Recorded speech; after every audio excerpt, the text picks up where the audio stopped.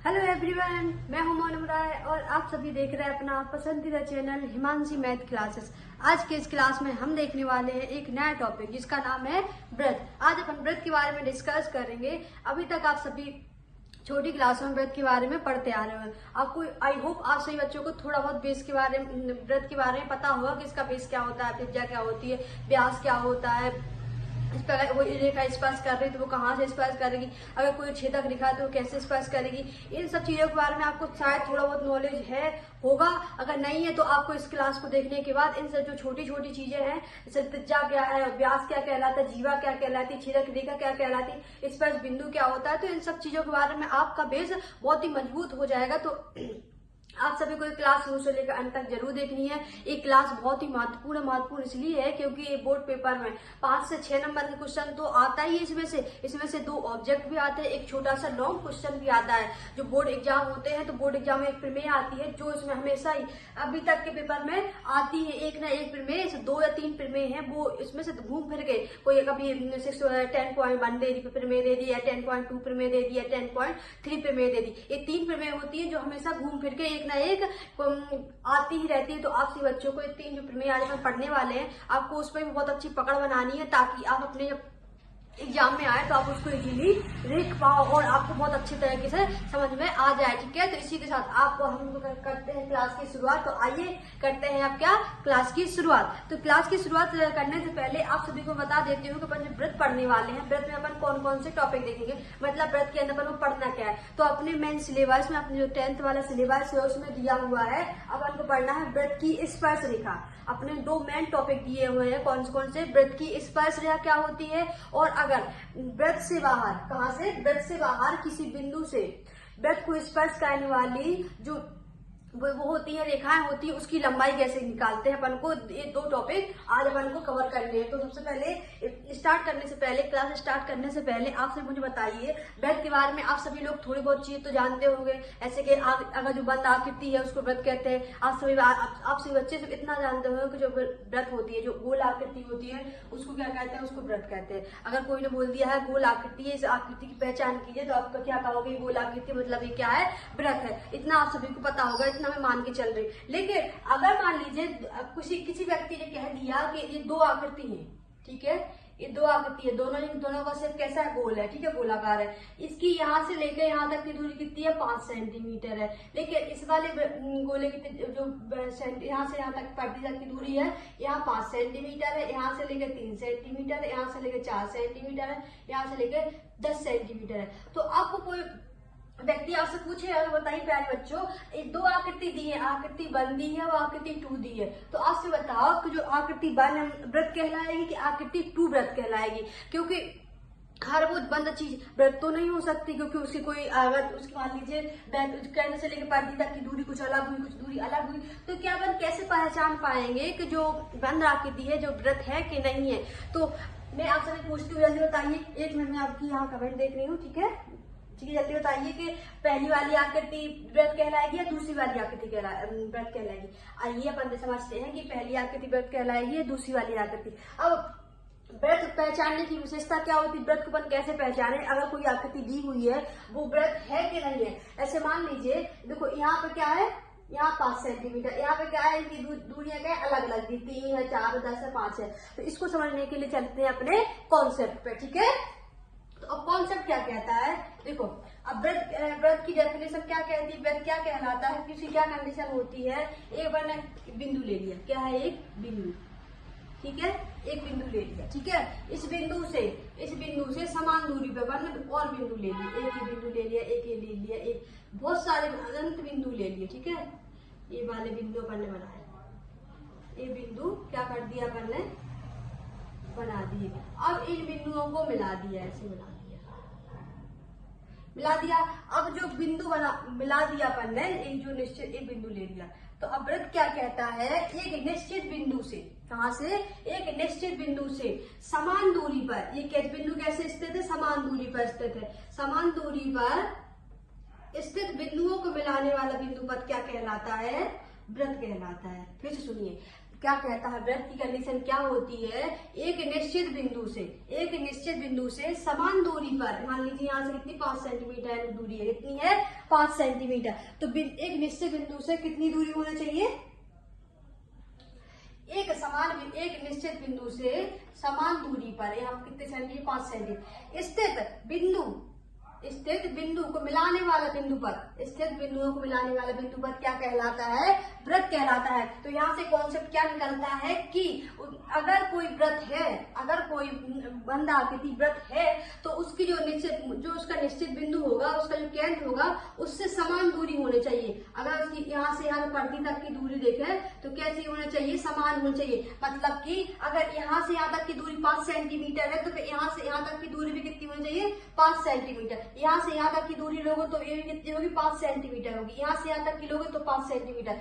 मतलब वृत्त में आप कहीं से भी दूरी लोगे, अगर मूल बिंदु से उसकी परिधि तक की दूरी अगर 5 सेंटीमीटर दी है और फिर अपन इसकी दूरी देखते हैं, तो पूरे वृत्त में जितनी भी आप दूरी, जितनी सारी दूरियां लोगे, परिधि तक की दूरी लोगे, वो कैसी रहेगी, समान रहेगी। अगर ये समान रहेगी तो ये क्या कहलाएगी, बंद आकृति वृत्त कहलाएगी। अगर ये दूरियां बदल जाती है, मतलब यहाँ 3 आ गया, 4 आ गया, तो फिर ये बंद, तो ये क्या वृत्त नहीं कहलाएगी। आई होप आप सभी, अगर आपके सामने कोई व्यक्ति 2 बंद ऐसे गोलाकार आकृति लेके आए और आपको पूछे कौन सी आकृति वृत्त है, कौन सी आकृति वृत्त नहीं है, तो आप इजीली उसको बता पाओ। अब चलते हैं अपने कॉन्सेप्ट नेक्स्ट वाले क्वेश्चन पर, ठीक है। अब देखते हैं अपना कॉन्सेप्ट, अपन को आज पढ़ना क्या है, अपन को देखना है अपन ने क्या क्या देखा, वृत्त के बारे में समझ लिया कि वृत्त क्या होता है। वृत्त एक होता है एक निश्चित बिंदु से समान दूरी पर स्थित बिंदुओं को मिलाने वाला बिंदु पद क्या कहलाता है, वृत्त कहलाता है, ठीक है। अब देखते हैं एक वृत्त में क्या क्या हो सकता है, ठीक है।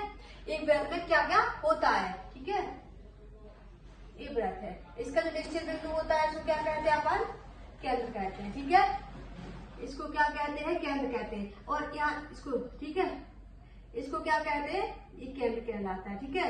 और यहाँ से यहाँ तक की दूरी, केंद्र से लेकर परिधि तक की दूरी क्या कहलाती है, परिधि तक की दूरी क्या कहलाती है, ये त्रिज्या कहलाती है। इसको आर से प्रदर्शित करते हैं, इसको अपन ओ से प्रदर्शित करते हैं, ठीक है। क्लियर हुआ। अब मान लीजिए अपन ने इस वाली आर को इस साइड त्रिज्या है और इस केंद्र से लेके फिर की दूरी और बढ़ा दी। जब यहाँ से लेके इस वाली परिधि से अपन इस वाली परिधि तक जाते हैं, तो जो एक रेखा बनती है, तो इसको क्या कहते हैं अपन, इसको कहते हैं क्या, व्यास। तो एक क्वेश्चन आप सभी के बोर्ड एग्जाम में आता है, वृत्त की सबसे बड़ी जीवा क्या कहलाती है। तो अपना क्वेश्चन 1 नंबर ऑब्जेक्ट में आता है कि वृत्त की सबसे बड़ी जीवा क्या कहलाती है। तो वृत्त की सबसे बड़ी जीवा क्या कहलाती है, व्यास कहलाती है। ऑब्जेक्ट बन जाएगा कि अगर तो उसने एग्जामिनर ने आपको 1 नंबर में पूछ लिया कि वृत्त की सबसे बड़ी जीवा क्या है, तो आप लोग बता पाओगे वृत्त की सबसे बड़ी जीवा क्या है, व्यास कहलाती है। इतना क्लियर हुआ। अब देखते हैं अपन आगे, ठीक है। इतना क्लियर हुआ, केंद्र क्या होता है, परिधि क्या होती है, व्यास क्या होता है और त्रिज्या क्या होती है, इतना क्लियर हुआ। अब देखते हैं रेखाएं। अब रेखाओं के बारे में थोड़े बार डिस्कस करते हैं, जानते हैं, ठीक है। इसको हटा देते हैं। अब जैसे ये वृत्त है, ठीक है, ये क्या बना है, वृत्त बना है, ठीक है। ये वृत्त बना है, इसका केंद्रक है ओ, ठीक है, वृत्त बना है। अब छेदक रेखा क्या होती है, स्पर्श रेखा क्या होती है और छेदक रेखा क्या कहलाती है, अपन समझते हैं इसके बारे में। जैसे मान लीजिए 3 आकृति दी हुई है, एक ए आकृति है, एक ए आकृति है, एक ए आकृति है, ठीक है। अपन क्या देख रहे हैं, छेदक रेखा। कौन सी, छेदक रेखा। और फिर दूसरी कौन सी देख रहे हैं, स्पर्श रेखा, स्पर्श रेखा। और फिर क्या है, छेदक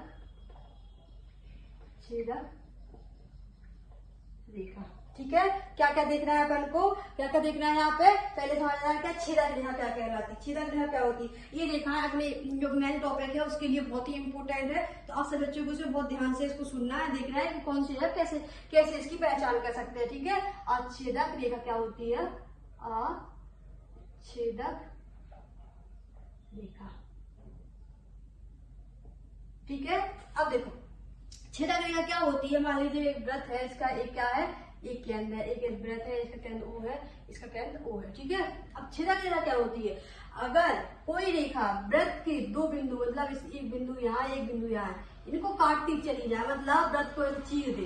कोई रेखा आई और व्रत को ऐसे चीर दे, ऐसे सीधे से निकल जाए तो उसको क्या कहते हैं, उसको क्या कहेंगे अपन, छेदक रेखा। मतलब जो उसको काटती हुई बाहर निकल जाए उसको क्या कहेंगे, छेदक रेखा कहेंगे। इस पर इसमें क्या कहलाती है, मान लीजिए यहाँ पे एक प्रदीप पे एक बिंदु है, ठीक है। अगर कोई रेखा यहाँ से उसको टच करती हुई निकल जाती है, मान लीजिए कौन सी रेखा हो गई, A B Rekha, A B रेखा। अगर कोई बिंदु, अगर वृत्त का कोई बिंदु है और उसको कोई रेखा स्पर्श करके निकल जाती है तो क्या कहते हैं, उसको स्पर्श रेखा कहते हैं। मतलब उसको एक ऐसी रेखा जो वृत्त को छूते हुए, मतलब वृत्त को टच करते हुए निकल जाए तो उसको क्या कहते हैं, स्पर्श रेखा। और छेदक रेखा क्या होती है, छेदक रेखा होती है जो वृत्त को ना छुए हुए ऐसी बाहर निकल जाती है। मतलब अपनी बोलचाल की भाषा में कहें कि मान लीजिए एक पड़ोसी है, उससे अपनी कोई लड़ाई हो गई तो अपने उससे कोई मतलब नहीं रहता है, तो उसको अपन कोई मतलब नहीं रहता है, वो रेखा कहीं से भी निकल सकती। इसलिए इन दोनों के बीच मान लीजिए लड़ाई हो गई तो ना ये इसको टच करेगा और ना ये रेखा इसको टच करेगी, इसको बोलते हैं क्या, आच्छेदक रेखा। ठीक है, क्लियर हुआ यहाँ के बाद इतना कि अपनी छेदक रेखा क्या होती है, स्पर्श रेखा क्या होती है, अच्छेदक रेखा क्या होती है। क्लियर हुआ। छेदक रेखा वो होती है जो व्रत को चीरते हुए बाहर निकल जाती है, उसको क्या कहते हैं, उसको अपन कहते हैं छेदक रेखा कहते हैं। और स्पर्श रेखा क्या होती है, अगर व्रत का कोई बिंदु है, मान लीजिए यहाँ एक बिंदु है, तो अगर इसको ऐसी रेखा को स्पर्श करते हुए निकल गई, ऐसी स्पर्श करते हुए निकल गई तो इसको भी अपन क्या कहेंगे, स्पर्श रेखा कहेंगे। ठीक है, तो क्या कहलाती है, स्पर्श रेखा कहलाती है। छेदक रेखा क्या होती है, ना व्रत को रेखा से मतलब होता है, ना रेखा को व्रत से मतलब होता है, दोनों का ही अलग अलग संबंध होता है। ना ये इसको टच करेगी ना इसको टच करेगी, बस इतना इसमें था। ठीक है, तो अपन देखा कि छेदक रेखा क्या होती है, स्पर्श रेखा क्या होती है और अच्छेदक रेखा क्या होती है। अब चलते हैं अपने नेक्स्ट पे, अब देखते हैं प्रमेय से पहले अब देखते हैं क्या, अब समझते हैं कि जैसे मान लीजिए आप समझते हो ऑब्जेक्ट के लिए अपन ने क्या पढ़ा, छेदक रेखा के बारे में जाना, आज छेदक रेखा के बारे में जाना और फिर क्या जाना, स्पर्श रेखा के बारे में डिस्कस किया। अब क्वेश्चन क्या कह रहा है, क्वेश्चन के हटाई देते हैं। अब आपके बोर्ड एग्जाम में कुछ ऑब्जेक्ट बन के आते हैं कि एक दो हो गया, तीन हो गया। ठीक है, अब क्या ऑब्जेक्ट में क्वेश्चन ऐसे क्वेश्चन आते हैं कि बताइए एक वृत्त से कितनी स्पर्श रेखाएं खींची जा सकती। पहला क्वेश्चन क्या आता है, बताइए क्या आता है क्वेश्चन, बताइए एक वृत्त से बताइए एक वृत्त से कितनी स्पर्श रेखाएं खींची जा सकती है। पहला क्वेश्चन ये आता है। ठीक है, दूसरा क्वेश्चन क्या आता है, एक वृत्त के समांतर कितनी वृत्त पर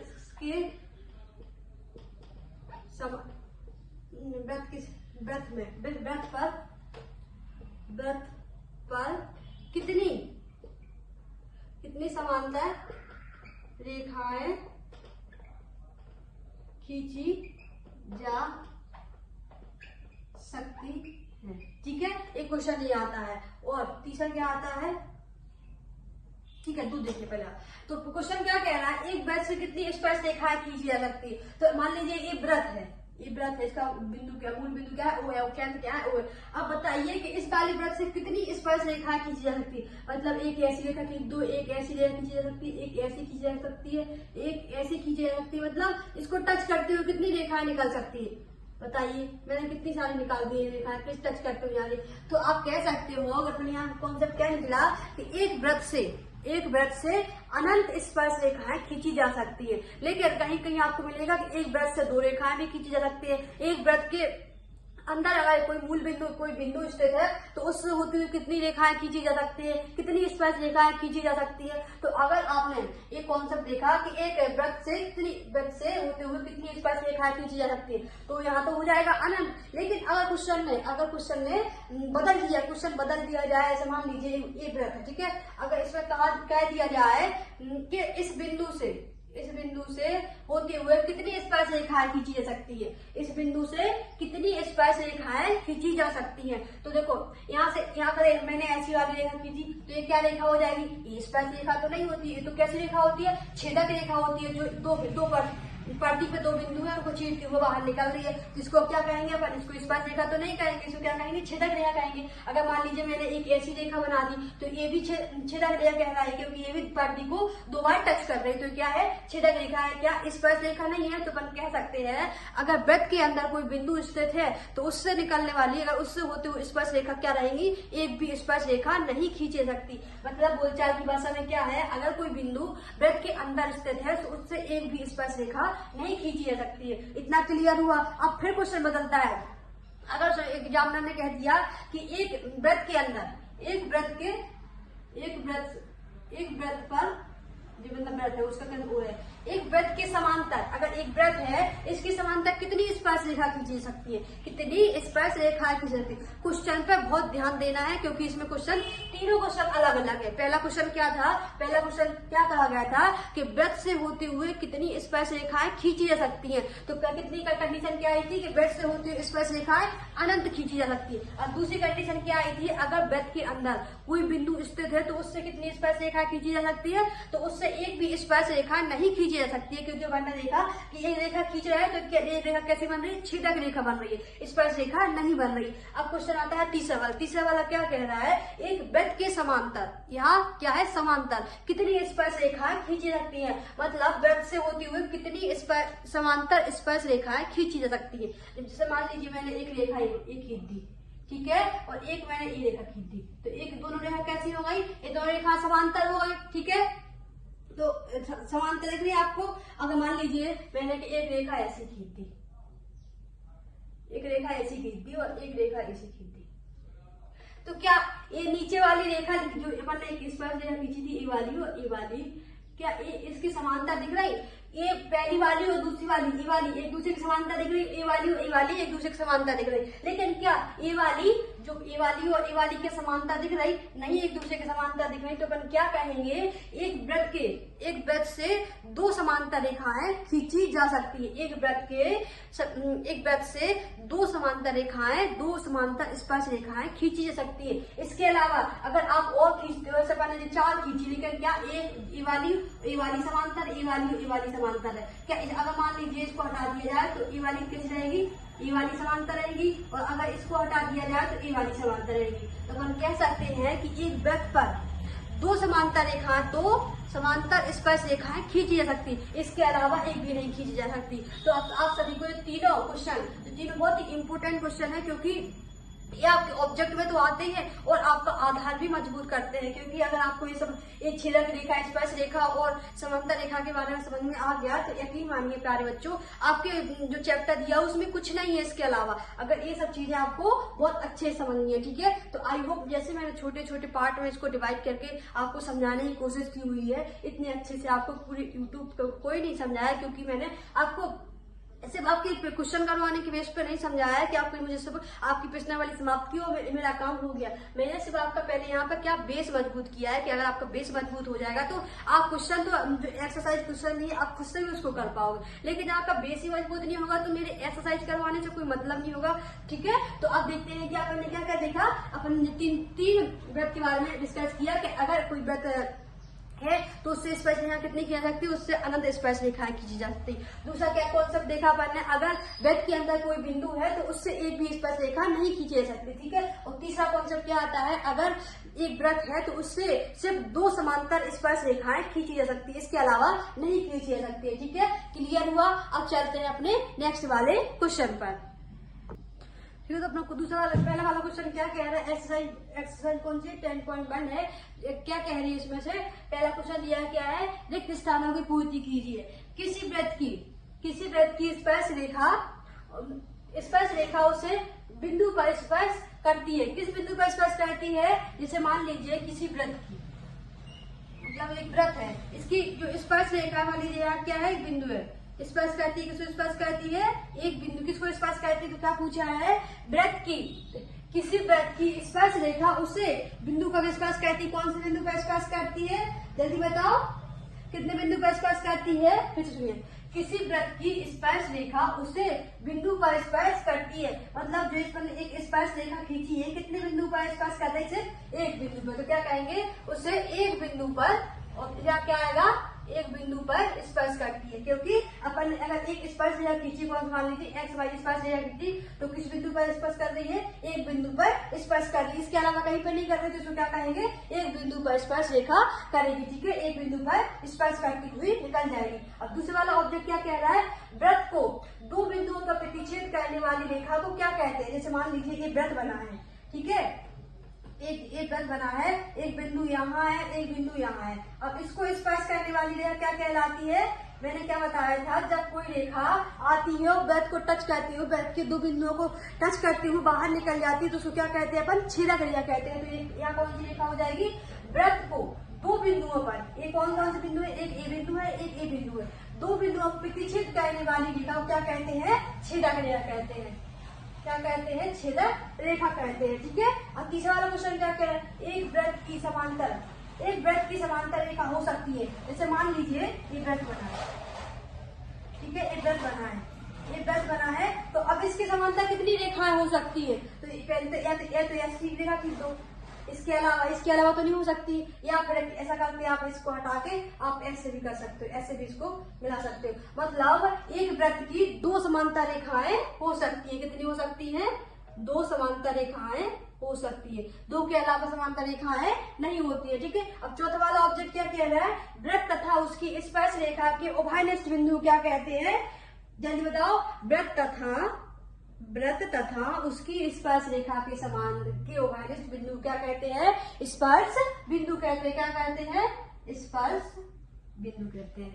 क्लियर हुआ, आगे बढ़े, ठीक है। अब चलते हैं अपन एक बहुत ही इंपोर्टेंट थ्योरम जिसको आपको करना, एक बार यहाँ पे समझना भी है, एक बार खुद से इसका रिवीजन भी करना है, रिवीजन करने के बाद तब आपको समझ में आएगा कि ये थ्योरम कितनी इंपोर्टेंट है। ये थ्योरम 2023 में, 2022 में, 2020 में, 2021 में आपके बोर्ड पेपर में आई थी, तो शायद अगर आपका लक अच्छा हुआ तो इस बार भी ये टकराया हुआ क्वेश्चन आएगा आपके पेपर में आएगा, तो आपको ये थ्योरम्स बहुत अच्छे से कंप्लीट करना है। चलिए बढ़ते हैं अपनी नेक्स्ट वाली थ्योरम पर, ठीक है। पॉइंट बने क्या कह रहा है, वृत्त के किसी बिंदु पर स्पर्श रेखा, वृत्त की किसी बिंदु पर स्पर्श रेखा स्पर्श बिंदु से जाने वाली त्रिज्या पर लंब होती है। तो इसका मतलब क्या है, नहीं समझ में आया होगा, फिर सुनिए। वृत्त के किसी बिंदु पर, तो स्पर्श का मतलब क्या कर, एक वृत्त बनाया, ठीक है, वृत्त के किसी बिंदु पर, मान लीजिए यहाँ पे एक बिंदु है, वृत्त के किसी बिंदु पर, ठीक है, ये इसका केंद्र है, क्या ओ है, ठीक है। वृत्त के किसी बिंदु पर स्पर्श रेखा, एक पर क्या खींची, स्पर्श रेखा खींची, एक्स वाई मान लीजिए, स्पर्श रेखा खींची, स्पर्श रेखा, स्पर्श बिंदु क्या कहलाएगा, ए वाला पी मान लीजिए, यहाँ पे क्या नाम दे दिया अपन, स्पर्श बिंदु को पी नाम दे दिया, से जाने वाली, से स्पर्श बिंदु से जाने वाली त्रिज्या पर, जाने वाली त्रिज्या पर क्या होगी, लंब होगी। अब इस स्पर्श बिंदु से ये क्या है, ये दूरी, ये वाली दूरी क्या होगी, जाने वाली स्पर्श क्या कहलाएगी, किस पे, लंब होगी, त्रिज्या पर क्या होगी, ये क्या कहलाती है। अगर अपन ने यहाँ से यहाँ तक की दूरी की रेखा खींची है, यहाँ से यहाँ तक की दूरी खींची, इसको क्या कहेंगे अपन, आर करेंगे। अगर ये आर है त्रिज्या है, तो इस वाले बिंदु पे क्या होगी, लंब होगी, इस वाले स्पर्श बिंदु पे क्या होगी, ये लंब होगी। अपन क्या प्रूव करना है कि जो इस पर अपने रेखा खींची, उससे लेकर पी तक मिलाने वाली जो रेखा खींची, ये क्या है, त्रिज्या है, तो क्या रहेगी, बिंदु पी पे क्या रहेगी, लंब रहेगी। बस अपन को इतना ही प्रूव करना है, तो ठीक है। तो अपन ने यहाँ पे क्या देखा, तो पहले क्वेश्चन में क्या कहा कि एक क्या कहा, थ्योरम्स, आपको स्टेटमेंट इसका याद रखना है, क्योंकि आपके एग्जाम में स्टेटमेंट के साथ आपको प्रूव करना भी दे सकता है, या फिर पूरा आपको स्टेटमेंट दे दिया और आपको इसमें लिख दे तो सिद्ध कीजिए, तो आपको दोनों तरीके से तैयार होके चलना है, ठीक है। तो क्या कह रहा है, वृत्त किसी बिंदु पर, अपन ने वृत्त मान लिया, वृत्त किसी बिंदु ले लिया, पी लिया, ठीक है। तो स्पर्श रेखा, इसकी एक स्पर्श रेखा बना दी, स्पर्श बिंदु से जाने वाली त्रिज्या, यहाँ से स्पर्श रेखा जाने वाली त्रिज्या, यहाँ से यहाँ तक की दूरी, ठीक है, पर त्रिज्या पर कैसी होगी, ये क्या होगी, जो रेखा खींची कैसी होगी, लंब कहलाएगी। तो अपन को ये प्रूव करना है। देखते तो अपन ने क्या किया, माना कि, अब यहाँ से लिखते हैं उत्पत्ति, माना कि ओ केंद्र वाला एक वृत्त है, ठीक है,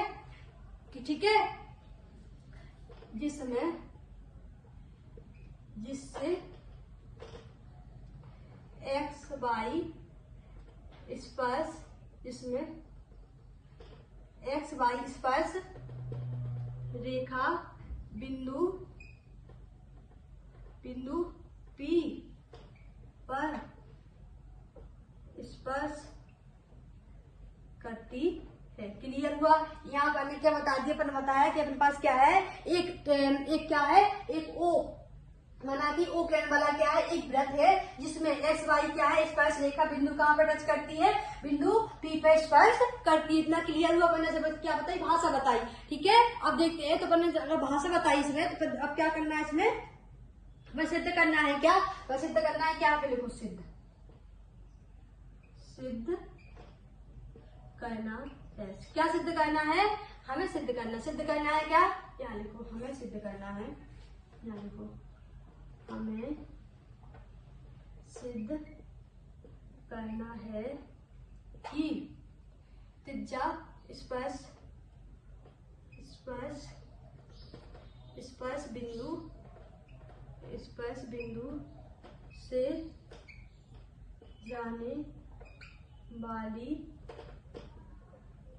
बिंदु से जाने वाली रेखा बिंदु O पर लंब हो। मतलब बिंदु O से यहाँ पे जाने वाली स्पर्श रेखा क्या होगी, इसको मिलाने वाली, बिंदु O को मिला जाने वाली रेखा, स्पर्श बिंदु से जाने वाली रेखा बिंदु O पर लंब होगी। मतलब ये रेखा क्या कहलाएगी, लंब होगी। अपन को ये प्रूफ करना है। क्लियर हुआ? यहाँ तक क्या प्रूफ करना है अपन को, हमें सिद्ध करना है कि स्पर्श बिंदु से जाने वाली रेखा बिंदु O पर क्या होगी, लंब होगी। ठीक है, क्लियर हुआ यहाँ पे? अब चलते हैं अपन नेक्स्ट, अब इसको देखते हैं। अब इसको कैसे प्रूफ करेंगे कि अगर लंब है, ये वाली रेखा इस पर लंब है, तो अपन कैसे इसको निकालेंगे। तो इसके लिए क्या करेंगे, माना कि अपन ने इस पे एक बिंदु माना। ठीक है, माना कि अपन ने क्या किया, एक बिंदु माना कि यहाँ पे एक्स वाई क्या है, स्पर्श रेखा, इस पे एक बिंदु माना, क्या क्यू बिंदु माना। अब इस वाले बिंदु को इस वाले बिंदु से मिलाया। ठीक है, इस वाले बिंदु को इस वाले बिंदु से मिलाया, तो क्या हो गया, अब आपको दिख रहा होगा कि यहाँ पे कितने डिग्री का कोण बन रहा है, 90 डिग्री का कोण बन रहा है। तो अपन लिख सकते हैं बिंदु, यहाँ पे लिखेंगे रचना क्या की अपन ने, बिंदु केंद्र O को बिंदु Q से मिलाया। ऐसा अपन क्यों कर रहा है, क्योंकि अपन को प्रूफ करना है। ठीक है, अब मान लीजिए अपन ने इसको मिलाया, तो अपन को यहाँ दिख रहा होगा कि देखो, यहाँ से O से लेके P तक की दूरी कितनी दिख रही है, यहाँ से इसकी दूरी कम है, इसकी दूरी क्या है, कम है, लेकिन O से लेके Q की दूरी क्या है, इस OP से दूरी क्या है, कम ज्यादा है क्योंकि Q की। तो अपन यहाँ क्या लिख सकते हैं, OQ बड़ा है किससे OP से। अब बड़ा इसका दिया, सुनिए, देखो ऐसे मान लीजिए आप मकान की कोई लंबाई निकालते हो, तो अगर सीधी रेखा होती है उसकी लंबाई हमेशा जो तिरछी रेखा होती है उससे कम होती है। अगर अपन को यही प्रूफ करना है यहाँ पे, तो जो सीधी रेखा है, जो लंब है, वो अन्य जो रेखा है, जैसे मान लीजिए ये रेखा है, तो इससे क्या रहेगी, अगर छोटी आ जाती है तो ये में कैसी हो जाएगी, सिद्ध हो जाएगी। मतलब जो क्या है, स्पर्श रेखा पर क्या हो जाएगी, लंब सिद्ध हो जाएगी। तो अपन बस यही कर रहे हैं यहाँ पे कि जो अपन ने एक रेखा खींची, बिंदु O को Q से मिलाया, तो अपन ने इसलिए मिलाया इसको यहाँ, इसलिए इसकी रचना की ताकि अपन देख पाए कि जो OQ रेखा है क्या वो OP से बड़ी है कि नहीं है। तो अपन ने यही किया है कि देखो यहाँ पे देखिए, यहाँ से यहाँ तक की दूरी तो बराबर है इनकी, लेकिन इतनी दूरी क्या है ज्यादा, तो अपन कह सकते हैं OQ बड़ा है किससे, OP से बड़ा है। ऐसे मान लीजिए अगर यहाँ से O से लेके अगर और बिंदु और रेखा खींचते हैं, ऐसे मान लीजिए अपन ने और रेखा खींच दी। ठीक है, इस सवाल लीजिए अपन ने एक और रेखा खींच दी, सीधी रेखा खींच दी, तो एक इसकी भी मान लीजिए यहाँ R ले लिया। ठीक है, तो देखो आपने देखा होगा इसकी भी दूरी O से लेके R तक की जो दूरी है वो भी O से OP से कैसी है, ज्यादा है। अगर मान लीजिए आपने अपन यहाँ से भी एक रेखा खींच देते, यहाँ से खींच देते, इसको S मान लेते, तो देखिए आप यहाँ से भी कंपेयर करके देख सकते हो कि OP छोटा किससे है, O S से छोटा है। तो अतः अपन यहाँ लिख देंगे, अतः OP छोटा है किससे, QR से, OQ से। ठीक है, अगर ये इससे छोटा है तो अपन क्या कह देंगे कि इस किस पे क्या है, लंब है। तो अपन इस यहाँ पे प्रूफ हो गया कि इस साइड भी रेखा है, मान लेते हैं, कोई और बिंदु लेते हैं, अगर O से उस पर भी एक रेखा खींच देते हैं या कोई भी रेखा मान लेते हैं, तो क्या रहेगा, ये दूरी कैसी रहेगी, हमेशा छोटी ही रहेगी, बड़ी नहीं होगी। तो अपन कैसा कह सकते हैं, अपनी जो पेपर में दी हुई है क्या करना, तो जो लंब है तो अपन यहाँ से लिख सकते हैं, क्या लिख सकते हैं, अतः OQ, अतः OP छोटा किससे है, क्यू आर से छोटा है। ठीक है, छोटा है तो क्या होगी, स्पर्श रेखा पर लंब। ओ पी रेखा, ओपी रेखा स्पर्श रेखा पर क्या है, लंब। बस यही हमारे को प्रूफ करना था। आई होप आप सभी बच्चों को ये फिर में बहुत अच्छे समझ में आई होगी। ठीक है, क्लियर हुआ। तो क्वेश्चन क्या कह रहा है कि 5 सेंटीमीटर त्रिज्या वाले एक वृत्त के किसी बिंदु पर स्पर्श रेखा पी क्यू केंद्र ओ से जाने वाली एक सरल रेखा से बिंदु क्यू पर इस प्रकार मिलती है कि ओ क्यू बराबर कितने 12 सेंटीमीटर है। ओ पी की लंबाई ज्ञात कीजिए। तो पहले मान लीजिए क्या बनाया अपन ने, एक वृत्त बनाया। ठीक है, ये क्या बनाया, वृत्त बनाया। एक वृत्त वाले एक 5 सेंटीमीटर त्रिज्या वाले, त्रिज्या कितनी है 5 सेंटीमीटर, एक वृत्त एक बिंदु पी पर, बिंदु ये पी माना। ठीक है, बिंदु पी पर स्पर्श रेखा, यहाँ से स्पर्श रेखा गई। ठीक है, मान लीजिए कौन सी रेखा, स्पर्श रेखा कौन सी है, यहाँ बिंदु पी से स्पर्श रेखा कौन सी मानी, पी। ये बिंदु पी है तो यहाँ से कौन सी रेखा, क्यू। बिंदु पी से स्पर्श रेखा कौन सी गई, क्यू। ठीक है, यहाँ से स्पर्श रेखा नहीं, क्यू। ठीक है, क्यू केंद्र से जाने वाली, मान लीजिए यहाँ केंद्र, यहाँ केंद्र क्या है, केंद्र से जाने वाली एक सरल रेखा क्यू, एक सरल रेखा बिंदु क्यू पर इस प्रकार मिलती है। मिला दिया अपन ने, कितनी मिलती है, ओ क्यू की लंबाई कितनी है 12 सेंटीमीटर। ठीक है, ये क्या है, मान लीजिए अपनी क्या है, त्रिज्या है 5 सेंटीमीटर है। तो ओ पी क्यू की मतलब इसकी अपन को क्या करना है, लंबाई ज्ञात करना है। ये लंबाई ज्ञात करने के लिए क्या करना पड़ेगा, पाइथागोरस प्रमेय लगा। कौन सी, पाइथागोरस प्रमेय। पाइथागोरस प्रमेय से कर्ण बराबर क्या होता है, कर्ण का स्क्वायर बराबर लंब का स्क्वायर प्लस आधार का स्क्वायर। इसमें कर्ण कितना दिया हुआ है 12 सेंटीमीटर, 12 का स्क्वायर हो जाएगा। लंब कितना दिया हुआ है 5 सेंटीमीटर। आई होप मैंने ये आपको ये प्रमेय बहुत अच्छे समझाई होगी, तो आप सभी बच्चों को अच्छे से समझ में आ गई होगी। आधार क्या, अपन को आधार निकालना है तो जैसा वैसे लिख दो, आधार का स्क्वायर। ठीक है, आधार का स्क्वायर 12 का वर्ग कितना होता है 144 होता है, 25 का कितना 5 का कितना 25 होता है, प्लस आधार जैसा है वैसे लिख दो। ठीक है, अब इसका इस साइड पक्षांतर कर दो, कितना बचेगा यहाँ पे 119 बचेगा। ठीक है, माइनस करो इसको, 4 को 14 14 5 का कितने बचे 9 बचे। यहाँ चला भी, यहाँ तो एक बचा और एक यहाँ बचा, कितना आधार कितना आ गया, आधार स्क्वायर। यहाँ से स्क्वायर हटेगा तो इस पे क्या आ जाएगा, अंडर रूट जाएगा। मतलब जो आधार है कितना आ गया, इसकी लंबाई 119 सेंटीमीटर। बस यही अपना क्वेश्चन समाप्त होता है। ठीक है।